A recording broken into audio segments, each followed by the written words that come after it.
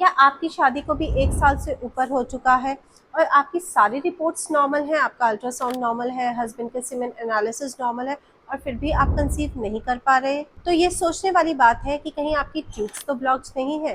क्या आपने अपना हिस्ट्रोसैल्पिंगोग्राफी टेस्ट करा लिया है? हिस्ट्रोसैल्पिंगोग्राफी यानी जिसे हम शॉर्ट फॉर्म में एचएसजी टेस्ट भी कहते हैं। इस टेस्ट में यह देखा जाता है कि आपकी जो ट्यूब्स हैं, फैलोपियन ट्यूब्स, वो ब्लॉक्ड है या खुली हुई है। नमस्कार, मैं डॉक्टर पूजा रावल, आपकी गायनेकोलॉजिस्ट फ्रेंड, आज इसी विषय को डिस्कस करने जा रही हूँ। अब एचएसजी क्या है?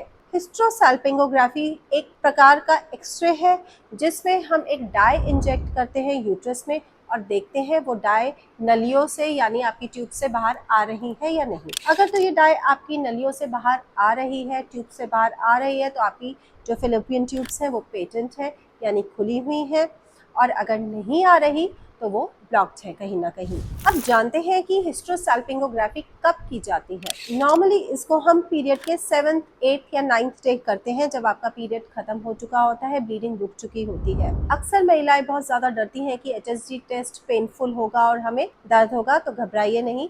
हम एक पेन किलर देके भी, इंजेक्शन लगा के भी ये टेस्ट कर सकते हैं और बड़े आराम से किया जाता है। ये ध्यान में रखें कि आपको बहुत ज़्यादा पेन ना हो। जब आप एचएसजी टेस्ट कराने जाते हैं तो अपने आप को थोड़ा सा मेंटली स्ट्रांग बना के जाइए कि देखो थोड़ा बहुत तो पेन होगा, पर जो चीज़ करानी है वो करवानी है, ये बहुत ज़रूरी है। अब एचएसजी कैसे किया जाता है? जब आप एचएसजी टेस्ट के लिए जाते हैं तो पहले तो हम आपको कहते हैं कि आप अपना ब्लैडर एम्प्टी कर लीजिए, यानी आप पेशाब करके आइए।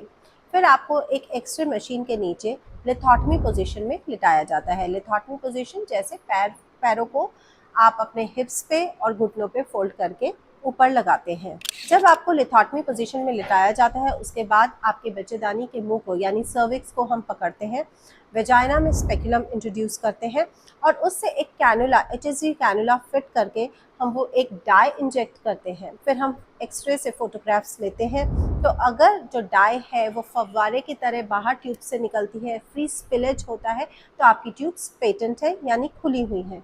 पर अगर डाई नहीं निकलती किसी कारणवश, तो आपकी ट्यूब्स ब्लॉक्ड हो सकती है।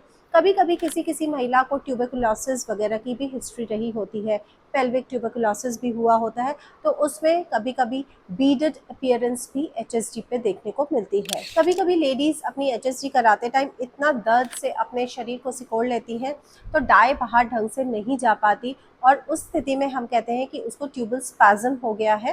तो कोशिश यही करिए जब भी आप अपनी एचएसजी कराएं, अपने आप को रिलैक्स रखें, फ्री माइंड के साथ एचएसजी कराने जाएं।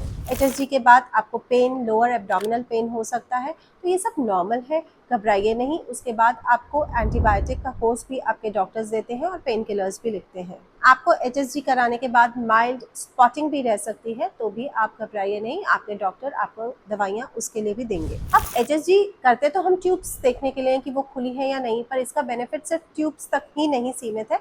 ये आपको यूट्रस की शेप भी बताता है कि यूट्रस में कोई फाइब्रॉइड तो नहीं है, कोई सेप्टम तो नहीं है। अब ट्यूब ओपन है या नहीं है, ये डायग्नोसिस तो एचएसजी बनाता ही बनाता है, पर ये हमें कुछ और चीज़ें भी बताता है। वो बताता है कि यूट्रस में कोई पॉलिप, फाइब्रॉइड तो नहीं है, या फिर यूट्रस में कोई सेप्टम तो नहीं है। ये जानकारियां भी बहुत इंपॉर्टेंट है जो एचएसजी हमें देती है। और कभी कभी माइनर ब्लॉकेज अगर आपकी ट्यूब्स में है, तो डाई जब हम इंजेक्ट करते हैं उसके प्रेशर से वो भी खुल जाता है।